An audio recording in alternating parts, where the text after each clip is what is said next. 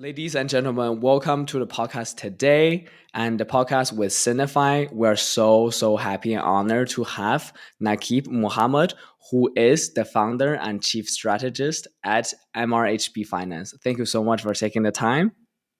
Thank you so much, Jiazi, for giving me this opportunity to speak to your guests, to speak to your audience. Thank you so much for having me. Absolutely. And thank you so much for taking the time as well. And I'm going to ask you about your recognition by the Australian government.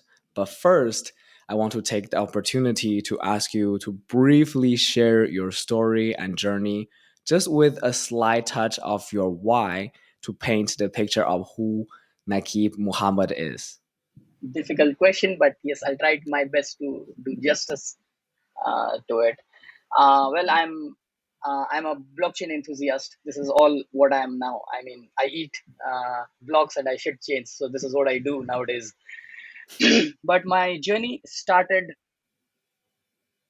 with blockchain like a couple of years ago. Before that, I was full time into the ICT domain. I have like 12 plus 13 years around of experience in the ICT domain, into big data analytics, telecom, customer experience.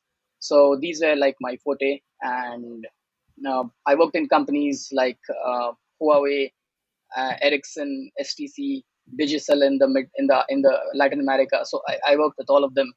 I've I was fortunate enough to travel like almost more than half the globe, delivering these solutions, working for these companies. And when during my career transition, when I moved from core telecom domain to big data analytics and all, look, I was that was a natural transition without me being putting much effort into it.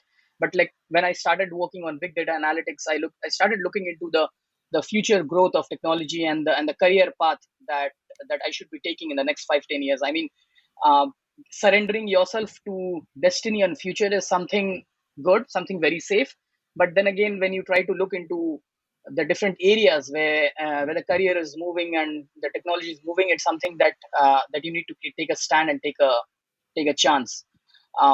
Because I was analyzing all this time when this career movement happened from core telecom to big data and analytics. I was analyzing, like, if I lose my job tomorrow, where do I stand in the global market? I mean, would I be actually having a generalized skill that I can go to any companies asking for a new job, or would I be specifically focused and limited to my area of experience, trying to look for what I have in very few companies that actually look for those specific talents? So that was the time when I started exploring different technology domains. I looked into the Gartner reports and those Gartner prediction cycles where they were like predicting the technology shift in the next 10 to 15 years.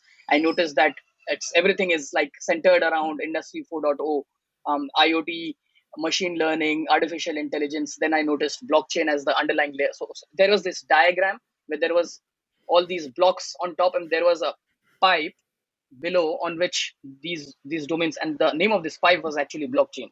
So this is what I saw. Then I started looking into AI. I looked into ML, and I looked into IoT. So all these are pretty interesting, extremely interesting. I did take up a beginner's course into IoT as well. I did a micro masters in IoT from a university in Australia. It was online. It was almost like a 6 months, 7 months course. But then again, what I saw is, although it's pretty interesting, a lot of scope, but then again, this industry has already reached its standards, and there are a lot of people um, who, I mean, it would be foolish for me to waste my time to actually match up to that level in order to make myself um, visible in the space. Then I looked into AI. I found the same thing. Machine learning for sure a no for me, because it was all related to mathematics and numbers, which I was very poor at. Right. Then I started looking into blockchain, and blockchain actually enticed me from day one because of the nature of it was. Majorly, it was still evolving. There were not much players in the market. There were no standard set, and it was easy to make a mark in this area. And second, that it was more of a rebellious kind of domain where it is fighting against the usual systems around the world, fighting against people who try to control the way you work, the way you transact. So it was like totally acting against it. So this was something exciting for me. I started looking into blockchain. I started um, I mean, coming from a corporate sector, coming from an enterprise sector, I looked into more of an enterprise level applications of blockchain. I did know about Bitcoin. I never looked into it. I never used blockchain, Bitcoin. Never before that. This was like the beginning of 2018. I had never thought of looking into it. And when I started diving into blockchain more and more, um, I found that um I mean, the area is really good, but if I like try to understand about Bitcoin and cryptocurrencies, I mean, the financial use cases of blockchain, maybe I'll be more attracted towards the financial gains, and I'll focus on learning how to trade and how to make money out of it, and I'll be deviated from my aim of understanding the technology, because technology being my heart and soul of what I was. So I thought, okay, I will not look into the financial use cases at all, and I'll just look into the enterprise use cases. So I started learning blockchain. Like I used to give almost my job hours was 9 to 5, when I used to come home, spend some time with my family, and then like I used to sit studying and reading different things, like from around 8:30, 9 o'clock at night to almost 2:30, 3 a.m. in the morning every day. So this was like my usual schedule. So in the next 6 to 7 months, I whatever course materials and whatever certifications I came across, I didn't really worry whether these certifications would be useful to me, because for sure certifications mean nothing in the field of blockchain. I mean, I haven't seen anybody in the DeFi sector, in the blockchain sector, saying that no, because I'm certified, I'm a blockchain certified engineer, I deserve a job. No, because what really matters is if you're able to understand what this particular profile is wants, and you know it. I mean, most of the people out there who write on LinkedIn that I'm a blockchain expert and I am a this expert, that expert, solidity expert, when we interview them, because now we are hiring and we are increasing our resources, they know nothing. And they have read these posts on LinkedIn that blockchain is the most demanding industry in skills. So outright they say, okay, we need $10,000 per month salary, we need $20,000, and they know nothing. I mean, so so I knew that the certifications will not make any use to me, but still if you actually start doing a course and you have a certification complete, there's some target that helps you. And whatever used to come in front of me, I used to do it. So almost I did around 17 certifications within a year's 1 year span. Everything that came across me, I just did it related to enterprise. It was solely on enterprise. I started getting more interested in analytics as well, the forensic side of blockchain, like tracing and tracking bitcoins, cryptocurrencies, the compliance side of cryptocurrencies. I wrote an article on compliance that was published on a Canadian magazine. I'll share you a link maybe after this session. So I took up almost 3 to 4 compliance and forensics related training as well from CFTC, CipherTrace, blockchain intelligence, blockchain's intelligence agency. That was, I don't remember the name. Yeah, and then Nick Carter, who is known as one of the most expert in the field of blockchain forensics. So I started getting into these areas. So I used to obviously I needed hands-on training. Academics and the real life implementation are totally different. So I knew whatever I'm learning, that's fine as part of knowledge, but when I start working, it would be difficult. So I used to like reach out to, I started networking on LinkedIn. I started posting my views on LinkedIn. So I started getting noticed. I started increasing my network, and wherever I used to come across people who are working on certain projects, I used to contact them and ask them that if there is something that I can do along with them. And I made it sure that the first things that I tell them, that I have so much of years of experience in the corporate sector. I bring that amount of experience. I'm not much experienced in the blockchain, so I can utilize my corporate experience to help you in your startup. And I'll be totally free. I'll not charge anything. Just that I want to be part of your project, and I want to help you wherever I can. So usually when you offer free services, people don't mind taking it, because they don't have any obligation to pay you back. So it's fine. And usually startups struggle for resources. So I knew this challenge, and I started offering myself to a lot of startups, a lot of consulting agencies, my services. That whatever, I mean, I have so much of experience even in the academic side of blockchain. I think I'll be of use to you. So I started getting involved in projects. Gradually, what happened is this was the starting point of my growth of profile. So gradually, what happened is that my profile started getting noticed. Okay, he's an advisor in this, even though I was not taking anything from it. But what in reality I was taking was experience. And that was absolutely free Right. because I was not charging anything from them. I was gathering experience, real industry experience. And that really proved a lot. I started posting, I started writing, I wrote a few articles out there. I was good in networking. I am still good in networking. I do that very well. So I started networking heavily on LinkedIn. LinkedIn was my primary area. I don't use Twitter. I don't use Facebook. I don't use any of those platforms. Okay. Instagram, nothing. So LinkedIn Yeah. is the only place where I'm active, and I started doing that. And when my posts started trending in LinkedIn as well.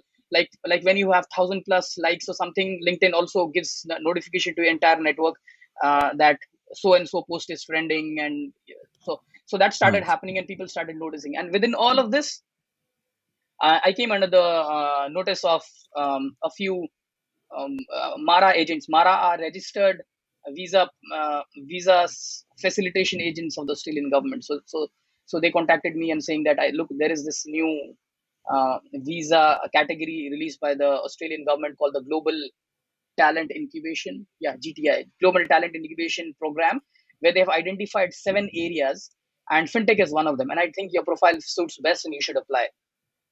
Although I was very much inclined to move to Australia, like almost 1-2 years before that, but I was not getting a way out because the skilled immigration part was like overhyped and over demand. It was in over demand.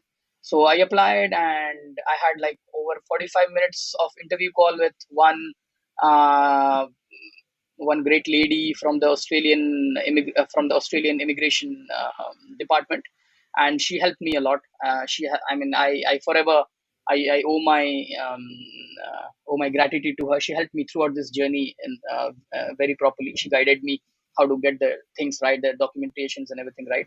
And I applied, and I got the approval within the first 3 days. That yes, Wow.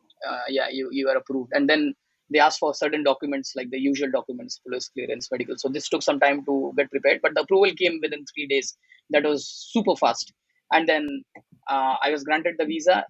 After that, I came to know that I was the only person who was granted a global talent visa based on blockchain and cryptocurrencies as a domain. So that was almost a testimony to my effort that I had put in the last 1.5 years and all. So this is how things started moving on, and this is how I got into the I getting more and more dived into this area. I think that was too much in detail. Sorry. No, that's absolutely incredible, Nakeeb. I think it's very important for me and for our audience to know your journey, and it's so interesting to me that job you're doing great things in the telecommunication sector before, right? And but you are still asking yourself, what if? And I think that's incredible. So it was between 2018 to 2019. That's around that 1 year that you finished 17 blockchain certificates. Yeah, I mean, beginning of 2019. Yeah, almost one Okay. year and 3 months, 4 months. Yeah. Right. Yeah. And I think it's super, super important for everybody to know that in the world of blockchain, it's super important to focusing on the technology itself and its use cases and building towards that, then just purely focus on the price and speculation. Right. Yeah, for sure, for sure. I mean, I kept myself away from the financial uses of blockchain. I'm a big fan of Andreas Antonopoulos. I listen to his YouTube podcasts, his tutorials, and everything.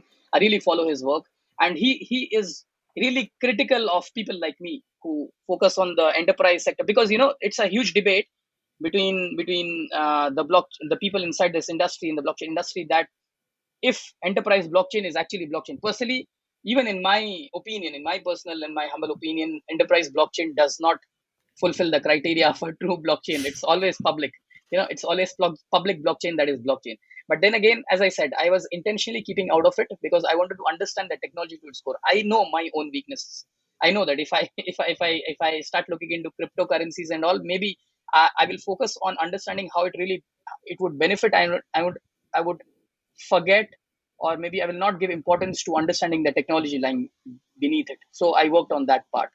And yes, one disclaimer to whoever is listening to this video, even to you, Jiazi, I don't encourage people to go for blockchain certifications. This is something I did because that was my personal choice. I had my personal targets, but really, it doesn't help you. It doesn't help you in the industry. What people really need to do is to understand the technology, learn how to build very simple applications. Even if you are extremely non-technical, it's easy for you to build simple applications on blockchain, and this will help you learn more rather than doing courses. I don't recommend people putting down the money and getting certifications done, especially when there are no global level certifications yet in blockchain that is recognized again in the entire industry. There are a few which are really good. Personally, I like the MSc certification from the University of Nicosia. That is like the master's MSc in digital currencies. Yeah, so that's a 2-year program. It's taught by Andreas himself. So that's one of my favorite. If somebody wants to go for certification, then this should be the one, not anything else, in my opinion. Yeah. Yes, absolutely. Very interesting and important that how you mentioned the importance of application, right? And would you mind tell us about how and when did you decide to completely dedicate yourself to MRHB finance, and where does the name come from? All right. So when gradually when I proceeded in my journey, and I started getting more and more involved into it, I started getting into serious work with the companies or startups that I was getting involved in. Like I put my name into a lot of startups, and some of them actually kicked off, and work started increasing.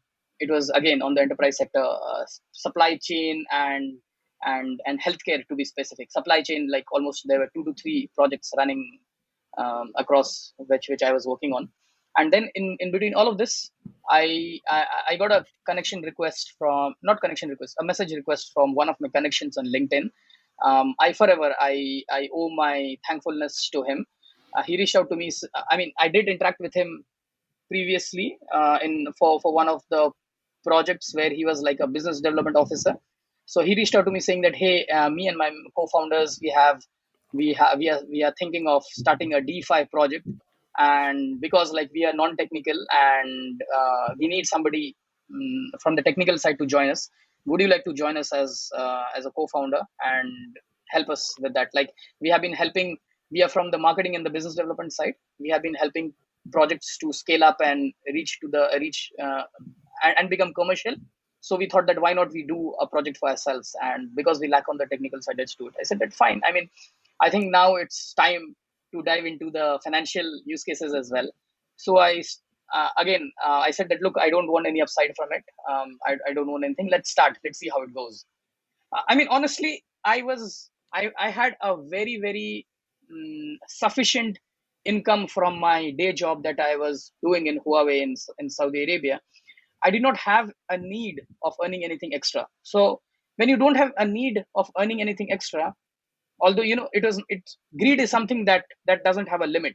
But when you're sufficient, that okay, whatever I need to sustain, and you're getting something much more than that, you don't really need to run after earning more. So I said that, look, I don't look for an upside, and anyways there would be nothing from this as well, because we are starting. So let's start and let's build. Let's see how far it goes. Then we started working on that project. We formed the team. I brought in whatever good contacts I had at that time. So during all of this, so this phase was actually a huge learning experience for me, that where I learned that people who really write great things and post great things on LinkedIn and say great things on LinkedIn really may not be knowing the real stuff when it comes to hands-on knowledge. So this is where I learned over there, which I implemented in actually this existing project in MRHB. And we started building the team. We started working into it. We got into a more research mode, trying to understand what products we could build. Started writing the white paper. We got a researcher from Sweden with whom we started working together, writing the white paper. And within all of this, we started making some noise in the market as well, just to make sure that people are knowing that there's a new project coming up. So me and the original founder of the project, he and me, we were on a video interview with a media agency from Korea, I think. Yeah, Korea. So within this interview, they asked a question that, Nakeeb, you're from the Middle East, and it's like primarily a Muslim-dominated area. What is your view on the Sharia aspect, on the compliance side of Islamic law related to related to cryptocurrencies and DeFi, to be specific? To be honest, that was the first time I actually started thinking about it. I had never thought about it before. I knew about cryptocurrencies. I knew that they are Sharia compliant, the native blockchain, but I never thought about DeFi.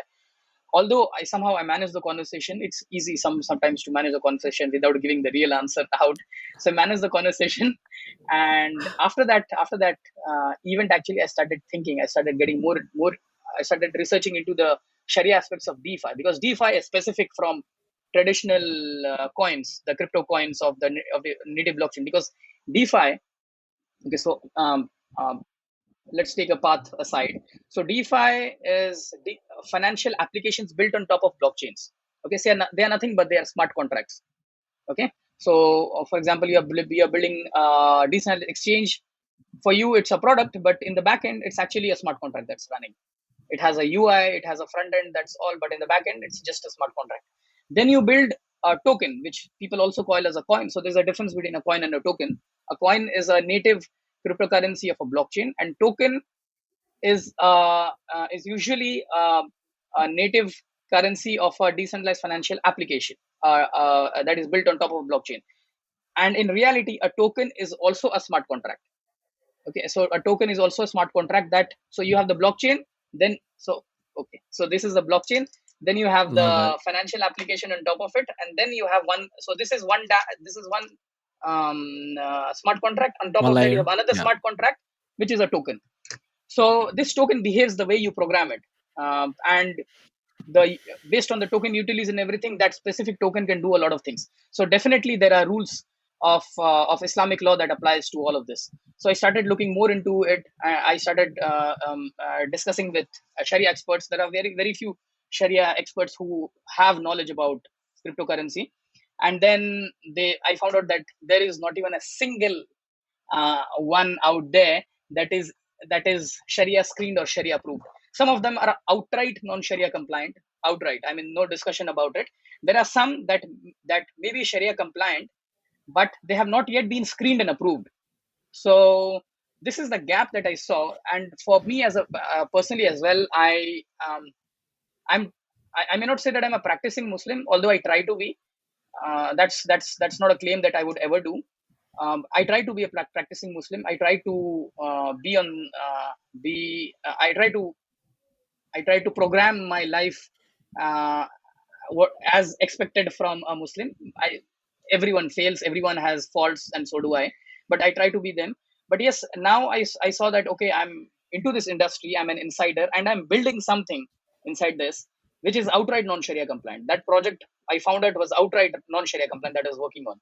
So this is something that I'm creating more avenues for the people to work on the non-Sharia compliant aspects. So this is not something that aligns with my principle, my ideologies. So let me think of something else. Then I reached out to my founders and I told them, hey guys, I think that we are building this DeFi, and DeFi in nature is meant for everyone. It's meant for the for primarily to bring the unbanked to the financial ecosystem, but it's borderless. It's without any intermediaries. It doesn't discriminate against geographical boundaries, against your place of birth, against your religion. It should not. But then I found that DeFi is actually not addressed towards the Muslim market, and this is 24% of the global population, which is huge. So I found, I understood that there is this gap, and I I might be capable of filling it up. As I said, I reached out to my co-founders and said that, guys, give me the freedom of building a sub product inside the this project, which would be Sharia compliant. So we can, it would Mm. be better for this as well, because this whole platform can be marketed as an inclusive platform, because you have a conventional DeFi and you have a Sharia compliant DeFi. So the overall platform would be amazing for even for our investors, even for the market. They were excited. Without a second thought, they gave me approval. Yeah, just go ahead and build your team, do whatever you want, and whatever help is required from us, let us know. I formed a team, and this is where MRHB Finance was conceived. Uh, wow. The journey from there is another discussion. Yeah, it's absolutely incredible that just now when I'm listening, you sharing your thinking process and how you're making these decisions, I'm learning so much as we having this conversation. I'm sure the audience too. And also, this is something very interesting that Mr. Amir from Sinofy, he also mentioned to me that your vision motivated him to join the team at MRHB DeFi as well. Yeah, so So Amir is an asset to us right now, and he's been helping the project almost like 6 months from now, in whatever capacity he could. And then when I reached out to him that, buddy, it's time that you should be joining us officially and helping us officially rather than in your own personal capacity. And I think um, he felt the same as well, and he joined us. Yeah. yeah, and I think in many ways he's very similar to you when it comes to you two working insanely and crazy hours with extremely amount of dedication and focus. So and people Yeah, like whenever you. I have messaged him, I've got an instant response. So I understood like he has this same working schedule as me. Absolutely. And we need more and more so people like you two working and dedicated to the industry, right? So back to what you just mentioned, it is still us human and people are in this industry. So we have both two sides of you mentioned that the human greed is a black hole when it comes to the price, when it comes to financial gains. And on the other side, that is so important for us and for audience out there to focusing on the mission. And when we're focusing on the mission, we just have excuse me, when we're focusing on a mission, we just have a different kind of clarity. And also I think it's incredible and very interesting that you said yes to many opportunities to be and agree on many different kind of project to be advisor, and that really opened up doors of different kind of more interesting opportunities for you, right? Yeah, yeah, yeah. I said yes to everything. I never thought that okay, there is this something I might not be able to do or might not be able to handle, because like I have a full time job, I have family, I have Absolutely. two little kids. No, that time it was just one. The second one was under development. You know, he was yet to Yeah. be launched.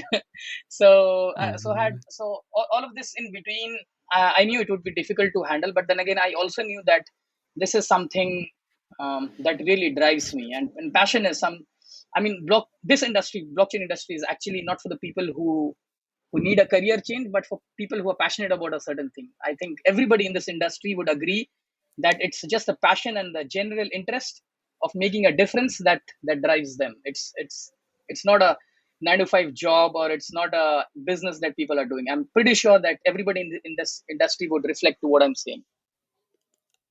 And I cannot agree more. So even for me personally, as an example, that I was born and raised in Beijing, China, and I used to live in Los Angeles, California, and now currently I'm in Madrid.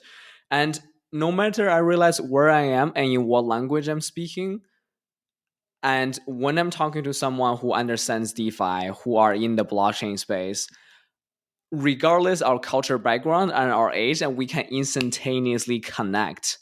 It's almost like all of us in the industry, we have certain kind of beliefs and values, and we have this consensus. And I think that's absolutely beautiful. such also at the same time such an interesting aspect about DeFi and decentralized technology.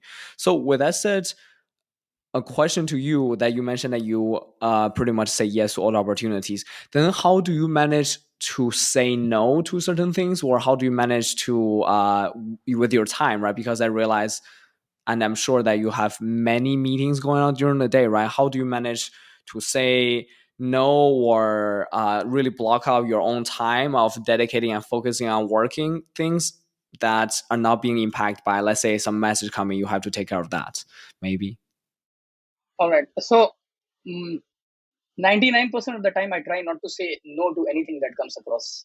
And for example, like even like this project has really picked up well. We have I mean, in total across all the social media communities, we have I think 6,000, 7,000 people in total across all the channels. And people still reach out Wow. to me personally, on direct messages, on personal messages. I make a point to reply to all of them.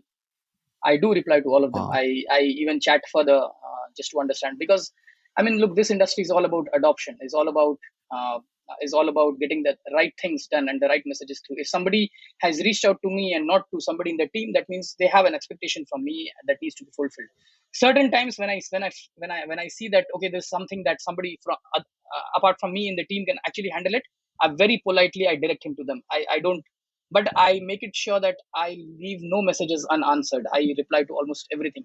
And one of the things I enjoy doing is being part of the community. So that is why I always have this argument with our community managers that, guys, what are you doing? Like, I'm more active than you in the chats. This shouldn't be the case. And I mean, this is something that I like, being part of the community, being interacting with the people. Belief system plays a huge role in this industry, and especially when we are trying to bring adoption.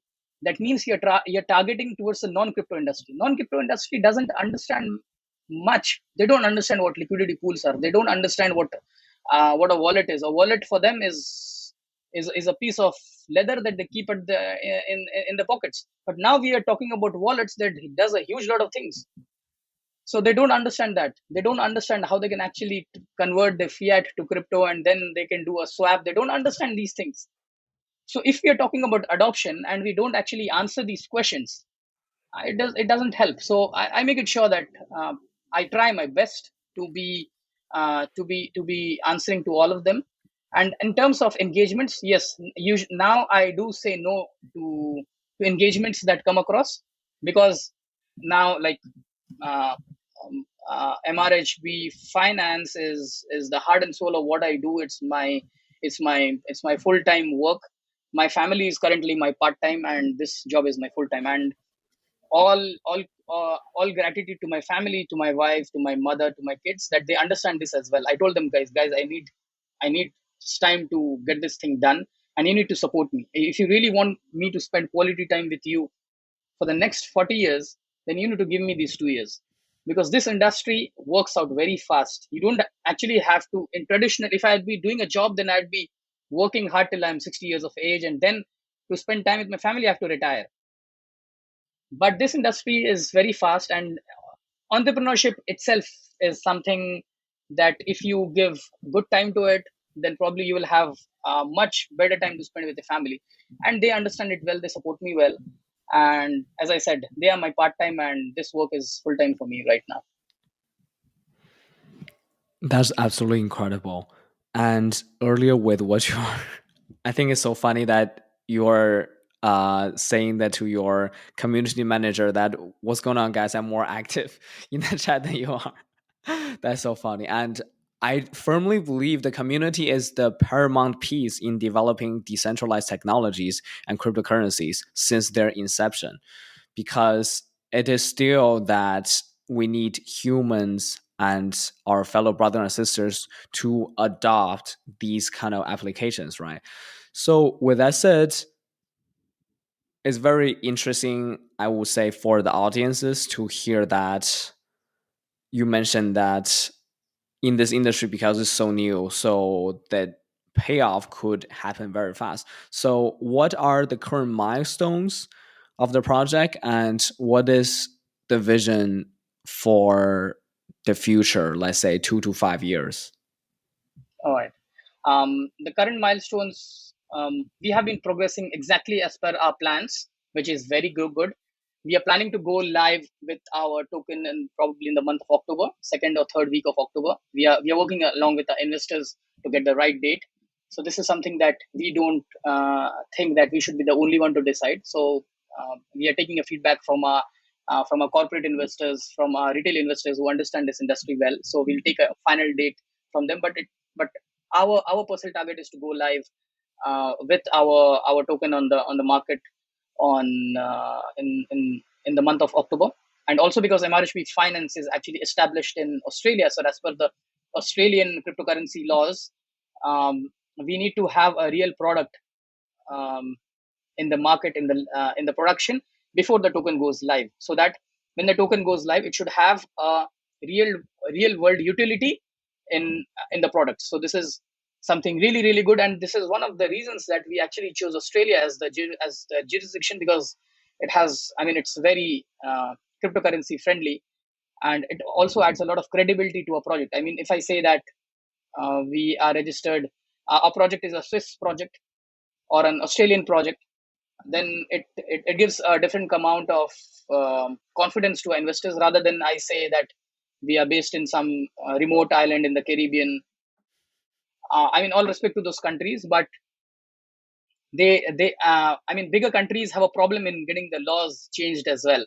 Okay. Absolutely. So when there is a new law related to cryptocurrencies, we would be having sufficient time to get engaged as well. And Australia, probably, I don't know if you know it, so Australia is one of the first countries in the world to set up a blockchain standard. They did in 2017, and then in 2020, early 20, yeah, February 2020 to be precise, they launched a national blockchain roadmap as well. So although it's still a nascent country in terms of blockchain cryptocurrencies, they give Australia has given a lot of importance to this area, and all the reason that they also decided to bring talented people to the country based on this. And that is where I actually I managed to get through. I was lucky. I won't say that I deserved I deserved that um, that title of being a global blockchain talent. And to be honest, nobody is an expert, blockchain expert in this world. Nobody.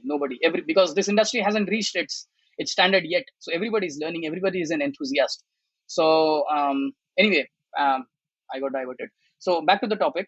As per the Australian jurisdiction, we need to have a Right. real world utility of the token before the token is live. So we would be releasing our NFT marketplace as a first product before the token goes live, and then uh, uh, in November, sometime around November, we would be having a wallet and my favorite product called the liquidity harvester, which would be a natural go-to solution for individuals, high net worth individuals, and and even the corporates from day one from the Islamic industry, 100%. Like this is planned around November. Next product, the fourth product, the cross-chain index aggregator is planned around December. So this is like the phase one of MRHB Finance that is planned around towards the end of 2021. That's absolutely incredible. And follow-up question, you're saying that the token will be live around the third or the second week of October, and the token will be live We in can what just call it way? yeah, we can just call it October as of now, because as I said, Yeah, we'll take the exact dates. I mean, this is our personal right. target. This is our personal target. We will be driven by our investors, because they are the ones who will know the market situation better. So we would be taking in feedback from our investors before going live. Our personal target is mid of October. Yeah. Absolutely. And the token will be live in what way? It's going to be listing on some big exchanges, or what you guys thinking at the moment? Okay. So this is something that we are trying to brainstorm right now. We would not, probably we would not be going for a traditional IDO journey that DeFi projects usually go through. So we Right. might so we are trying to create a new standard over there as well. That would be a reference point for other projects as well. So we are trying to work on that. I'm not in a position to give out more details about that, But yes, we have recently collaborated with Coinsbit. Coinsbit is a European cryptocurrency giant. It's recently opened its new office in India. So we have recently collaborated with Coinsbit India. They would be listing our token after we go live. We are in discussion with few other local regional exchanges in the Middle East, in Indonesia, and the Central Asia. We are in discussions with them. Again, because the deals are not yet finalized, I'm not in a position to give out their names. But yes, we would be focusing on centralized exchanges right from day one. And of course, decentralized exchanges like PancakeSwap, SushiSwap, they're already there. Like if you fulfill the criteria, we would be listing our tokens over there as well. But yes, centralized exchanges would be a big breakthrough. For example, our collaboration with Coinsbit is a big breakthrough for us, because for a new token to be listed on centralized exchanges is actually a milestone. It's actually a huge challenge, but we will. But it's incredible for us. It's very encouraging for us that we got this deal right from before even day one. So yeah, we are there. We are already there. That is absolutely incredible. And as you mentioned before, in this industry, who you collaborate with is extremely important because that leads to how other people perceive your project or the reputation of your project, right? And earlier you mentioned about Australian government with their open-mindedness about the blockchain technology and adoption. And I believe UAE and Estonia governments are also in the forefront of bringing blockchain technology into their government application processes. Yeah, And UAE. I think they have also started. I mean, there is a government entity who has also agreed to start accepting payments in cryptocurrency. So that was a very big milestone. But then again, the laws are still being worked out. It's still not clear over there, in my personal opinion. I mean, I'm not a blockchain legal expert, so probably we'll have to go back to them to get the real picture of the cryptocurrency laws in the UAE. Estonia for sure has been supportive right from day one. It has been a natural go-to place for newer projects. Some of our investors who have invested, they also have their own projects registered in Estonia. But then again, personally for me, I would choose a bigger jurisdiction to get a project listed because of the kind of project that we have. We focus on trust and ethics much more. So I think, I mean, even if we would have to spend more in getting these licenses, we would go for it rather than going for any other jurisdictions. So even if it would not be Australia, then we would have focused on getting something from Switzerland. But then again, because I mean, we had sufficient base in Australia, and myself, I got a permanent resident visa as well in Australia. So it all fell into place because gradually when I moved there, it would be easy for me to handle those operations. absolutely. And one last comment about the government. Excuse me. And one last comment about the UAE and with their plans, because I happen to be reading something similar in this arena. I do know that Dubai, they have a goal to be the first fully powered city by blockchain, and they have launched something called Smart Dubai platform back into the world of DeFi, right? There are, at the moment, on the recording day, there are 82.09 billion logged in DeFi. And there are so many DeFi projects popping up these 2 years or so. And why yours is different and why it is being built around Sharia law. All right. So good question. Because there are so many projects already out there, and there are so much of value out there.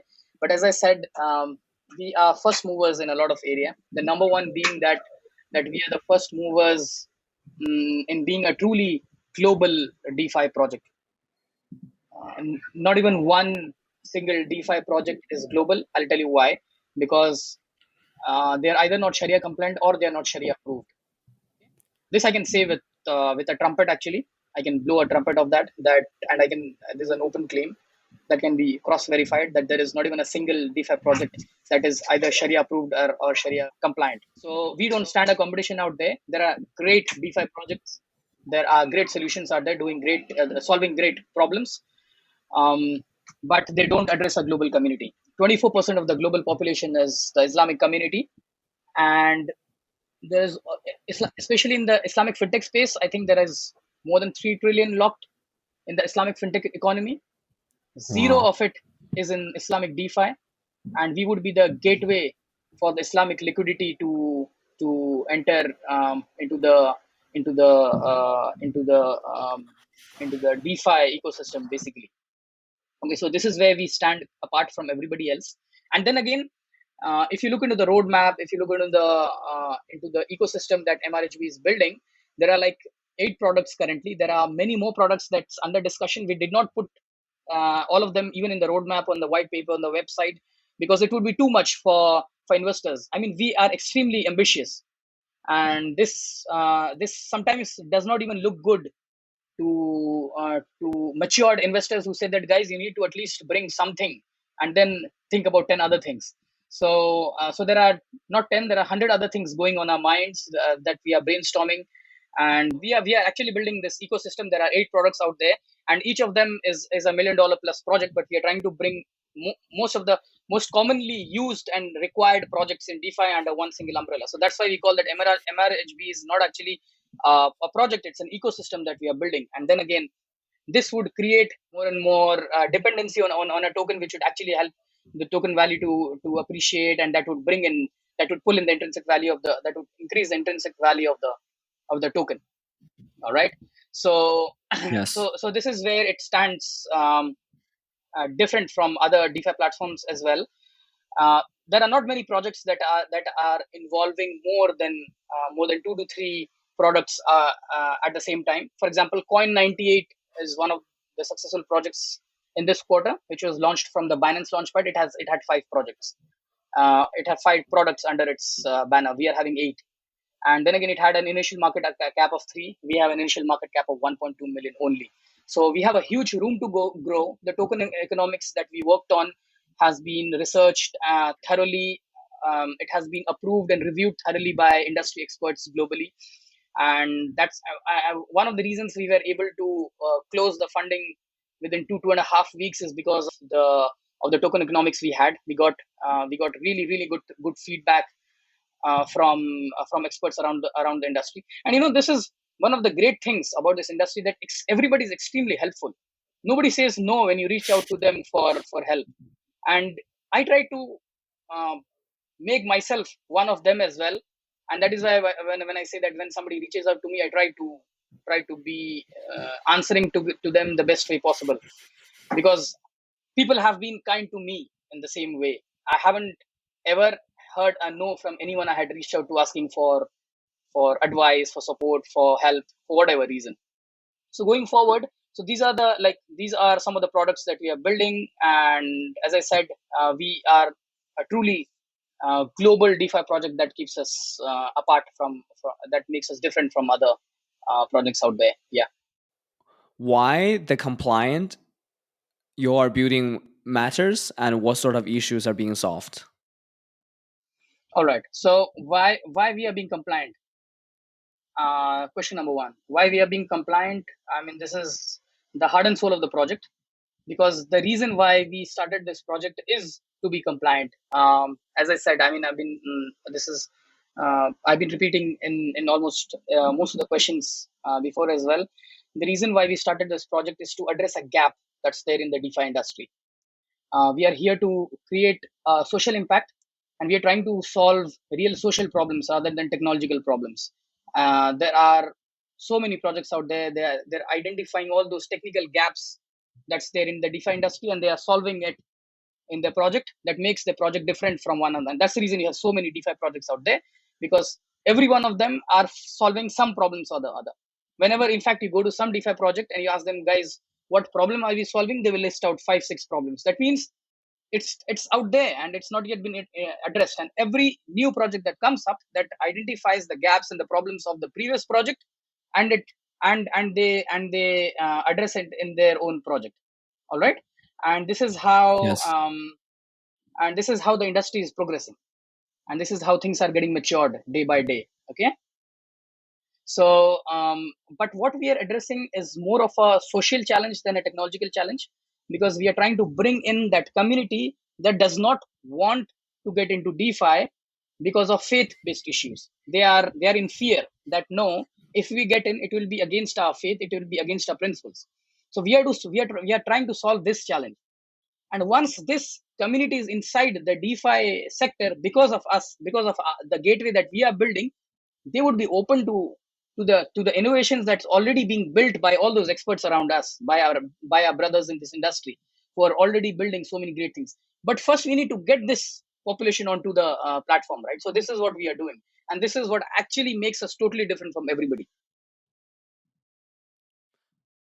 I think it's so interesting, and I would say that a different generation, for example, our parents' generation, it would be hard for them to imagine that technology could making huge and such progress on inclusion.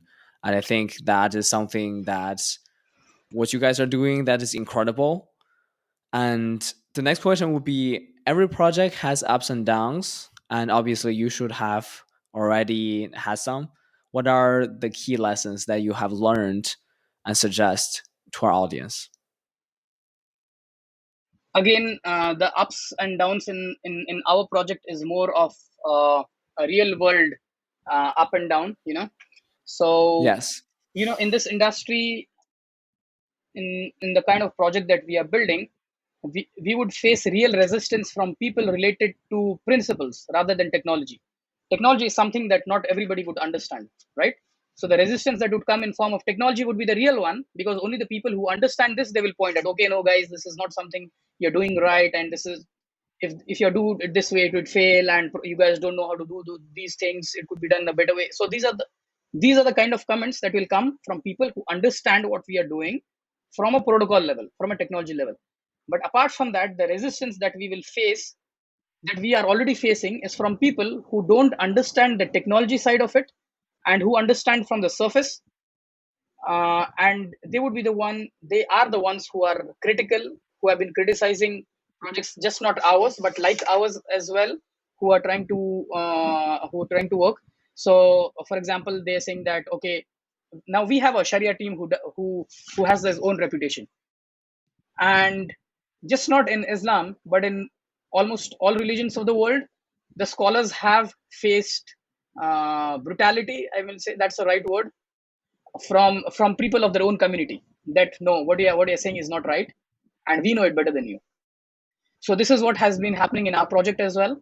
We have been facing real criticism from people who claim themselves to be experts, and they have been raising fingers that, guys, what you're doing is uh, and we have been termed as a fraud and a scam as well by some really really hard critics. And all thanks to them, this has helped us to be more encouraged, more determined, that no, we have to prove ourselves right. It's not that we are competing against anyone, but if somebody is raising a finger at us, we need to make sure that we have to prove them wrong by proving ourselves right in what we are doing. So we need to have our roadmap in place. We need to have our products in place. And to be honest, Jiazi, let me tell you, all respect to the experienced people in their respective domains. Crypto finance is a new area. It's totally a new area, and not everybody understand. The problem is that the traditional economists and the traditional financial experts, they consider that economics and finance is their baby. They are so much attached to it because they have given the life. I mean, they are justified to be attached with it, to it. They have given the life, they have given their time in establishing themselves in that area. By calling themselves an expert, the world looks to them as an expert. But when they see that kids are in from college, and young people in the industry in their 30s, they are building million and billion trillion dollar businesses in months. This is something that they are not able to digest. and they said that okay, this entire cryptocurrency industry is fraud. I would not name any single economist out there, but I was watching this interview with this great economist versus Vitalik some days back, where he was extremely critical of this industry, and Vitalik, the founder of Ethereum, he was like very calm, composed, and he was trying to answer his best. But again, if you have made up your mind that whatever you know is right, and the person in front of you is bullshitting, then you will forgive my words, but you will not admit that you're wrong, right? So this is a general challenge with with the gray haired economists and financial experts currently, that they're not able to digest the speed at which this industry is evolving. And probably down the line they will understand that the finance they understand and the finance that's being built are not the same. This is totally a different area that they did not study in the books. I think what you just addressed remind me of this great quote that I personally enjoy so much from Nelson Mandela. He said, "It always seems impossible until it is done." And I would say that is the whole point of we are in this industry of people starting their own project because they believe that there is a problem in this world that needs to be solved, and everyone should have the opportunity to give their own best shots, right? So definitely acknowledge you and the whole team at our MRHB Finance. Everyone is sounds like extremely dedicated and extremely focused, following the roadmap. So that is amazing. With that said, what does MRHB Finance need at the moment? Because we have a ton of techpreneurs are listening to this podcast right now. I know that you all are hiring. So tell us something about that. Look, where I'm really happy about our initiative and what we are doing is the team. I'm really proud of this team that we have built across, and I'm really proud of these people because they are like deeply involved in what we are doing, and they are the experts in the industry. And by the way, we try to create a balance in our team as well. So we did not leave the uh, traditional people from the crypto industry out, and we just built a team comprising of crypto blockchain experts. We did bring people from the traditional industry as well. Our chairman of the advisory board, Mr. Khalid, he comes from a traditional VC and governance background. We have our COO, Mr. Hazem bin Tarit, who is an entrepreneur, a startup expert from the last 25 years, totally new to crypto, who comes with his own understanding of how a company or a startup should work on a global organization level. And then we have cryptocurrency experts in our industry. Our CTO is extremely experienced. He has a history of two founding and commercializing two blockchain projects, DeFi projects in the past. So it's a very well balanced team comprising from bringing people from the traditional field and the crypto field together, so that when we say that okay, we are going to be a $10 trillion industry in the next 1 month, these are the guys who help us to calm down. That guys, calm down. Let's move step by step. So we do need this balance, which is what we have in a project. So that is why like we are proceeding in a very matured way. And yes, we are hiring. We have started. After we closed our funding, we started paying out salaries to our people. We have started hiring. We have started building team. Where we really need people right now is our CMO position is still open. So anybody who's listening to it, and if you think that you are somebody who wants to make a difference in the society, please reach out to us. It would be open till we find the right guy. We are in no hurry to close that position because CMO position is very critical in this industry, because how you communicate your brand and how you communicate your story is very important. So getting the right getting the right person to do this is very important. We will keep this open till we find the right guy. So this position is open. We are open to people who are experienced and passionate at the same time. So if you are somebody who think that this is the kind of project where you might find a place to put in your skills at work, to put in your passion at work, at the same time make a difference in the society and keep and put a legacy behind, then please reach out to us. Absolutely. That's I'm sure that all the audience out there, they will be keeping that in mind. And team is extremely important, right? It's absolutely beautiful. You mentioned that MRHB Finance, that you'll have this beautiful balance between crypto and blockchain expert, and also from the traditional finance or the VC world. And I would say Sinofy here as well, that we have such an international team and people from different cultural background, people from different have their own expertise, but at the end of the day, everybody can all come to alignment and consensus about what is important, what are we building here. And I think that sense of mission is extremely important. And Nakeeb, I know that you are extremely busy, and as we coming towards the end of this podcast, I would like to ask this one interesting question. We briefly touched base about it before. Would you mind tell us about an important habit of yours? Because I believe that it is habits that makes us and makes our goals come true, right? Would you mind briefly tell us about your habit? Very difficult question because I don't know what habit is actually needed in this.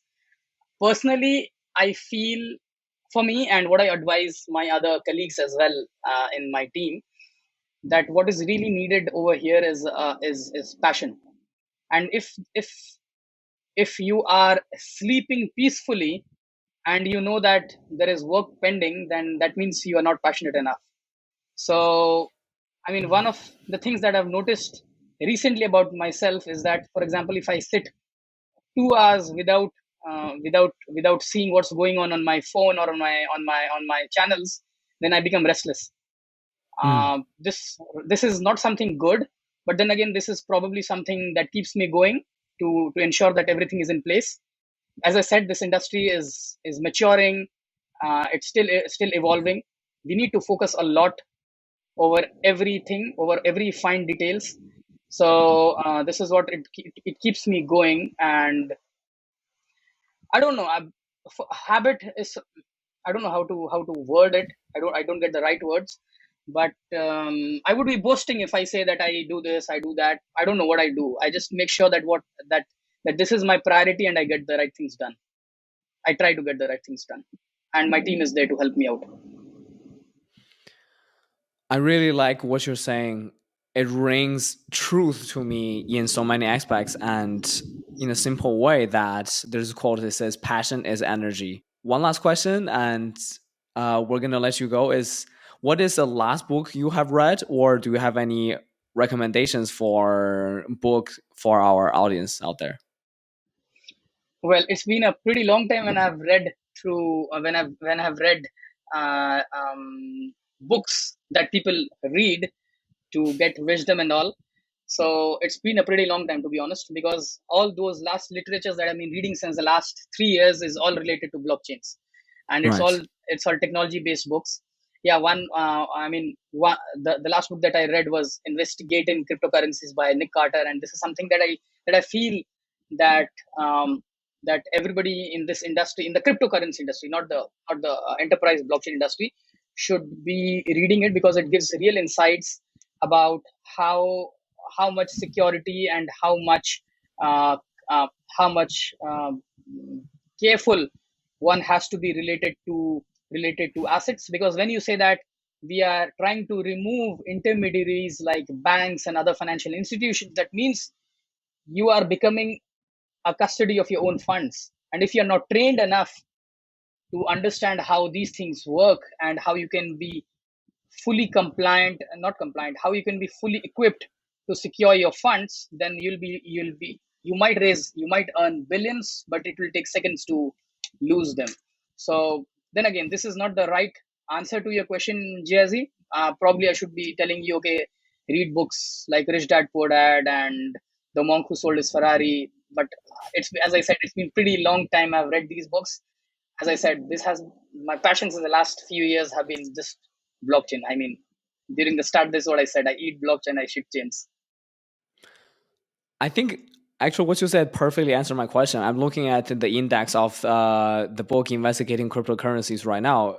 It covers some great things. It seems understanding the blockchain, chapter 3, transactions, chapter 4, carrying out investigations, detecting the use of cryptocurrencies, and I think yeah, it seems like a great book. I personally will definitely look into it and start reading that today. Please go through it. Yeah, and Nick Carter is probably, I mean, he's the most well-known and most respected person in this field, because if you look for blockchain forensics and analytics generally in Google, you will find those product-specific courses or product-specific material. For example, CipherTrace has its own training, Chainalysis has its own training, and Elliptic has its own. So they are product-specific. They are giving a training of the general rules, yes, but they will train you in their own tools. But Nick, I mean, this investigating cryptocurrency is for a general audience, and it will help you to investigate and understand your assets using using the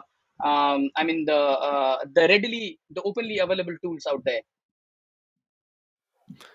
Absolutely. I encourage everybody to check out the book. I encourage everybody to check out Yeah, Nick, MRHB Finance. Nick, if you're listening this video, maybe you need to give me an autograph book of yours. Oh, please, Nick, come on. Absolutely. I think he'll be more than happy to. So, with that said, No, everybody, please check out. probably, yeah, he doesn't know that there's a fan in one corner of the world. And this is the thing about people doing the things that they're passionate about.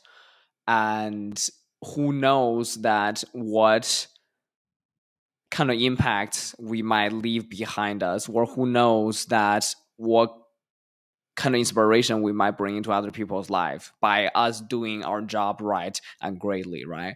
So, and I personally definitely have so much respect to you, Mr. Naquib Mohammed, and what you are doing at MRHB Finance. And I encourage everybody listening and watching this right now to really follow what they're doing, follow them on LinkedIn and on social media channel, and support this great project. And this is the Sinofy podcast. We invite top-notch experts such as Mr. Nakeeb to educate, share, inspire the next generation of techpreneurs to grow, scale, and challenge the status quo. And thank you so much for everybody just listening. Thank you so much for your time, Nakeeb. It's such a great time and answer the questions. Definitely gonna have you back here soon. Thank you so much. I really enjoyed this conversation, Jazzy. I mean, the kind of insights that you were taking in, and the kind of questions you were asking me, really, and like it titillated my own journey of all these years. Yeah, it was great sharing my thoughts and my journey with you, sharing my story with you. I don't know if it helps out someone, but it's good to share sometimes your thoughts with somebody else. I really felt good. Thank you so much for having me, Jazzy. Thank you so much for taking the time as well. And I believe, and I know that for sure, that definitely your journey is inspiring. And let's see what happens. I guarantee that people will reach out to you. And I got to say a great thank you to Amir and my team, because it's a team effort. I couldn't do this without them. It's, like everybody, it's a really collective effort, right? And that's a Yeah. fun part of the journey. So talk soon, Nike. Thank you Thank so you. much. Thank you. Take care. Bye bye. Okay. Bye bye.